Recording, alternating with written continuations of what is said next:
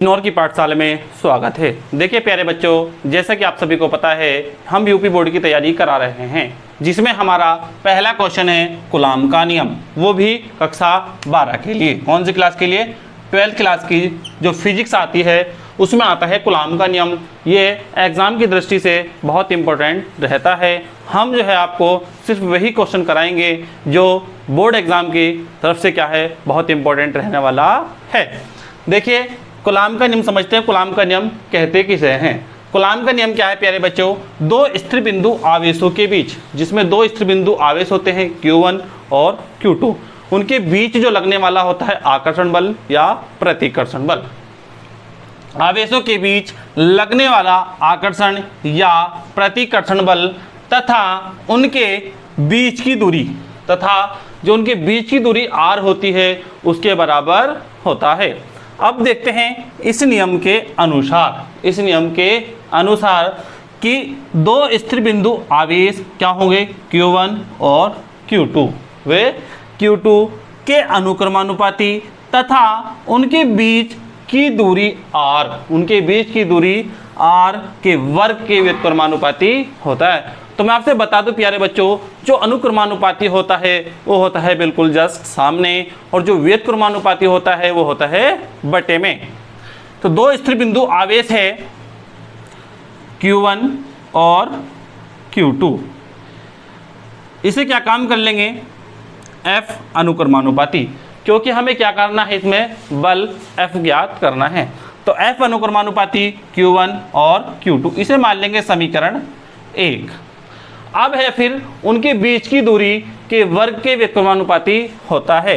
तो F व्युत्क्रमानुपाती 1/r, व्युत्क्रमानुपाती उसे बोलते हैं जो बटे में होता है, और क्या है वर्ग के व्युत्क्रमानुपाती, इसकी घात कर लेंगे हम 2, मतलब r², इसे मान लेंगे समीकरण 2 लिख सकते हैं।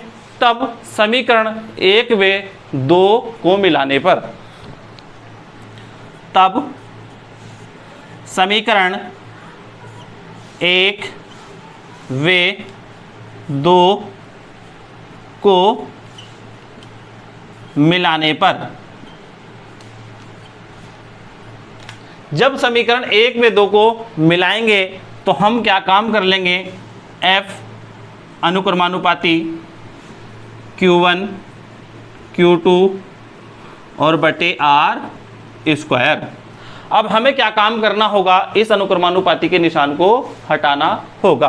तो फिर इसे ऐसे लिख सकते हैं F बराबर 1/4 पाई एप्सिलॉन नॉट के Q1 Q2 बटे r²। यही क्या काम करना है, हमें सिद्ध करना है। आप कहोगे कि 1/4 पाई एप्सिलॉन नॉट के कैसे आया? तो जैसे ही हमने क्या काम किया, अनुक्रमानुपाती का चिन्ह हटाया, तो हमने इसकी जगह क्या लिख दिया?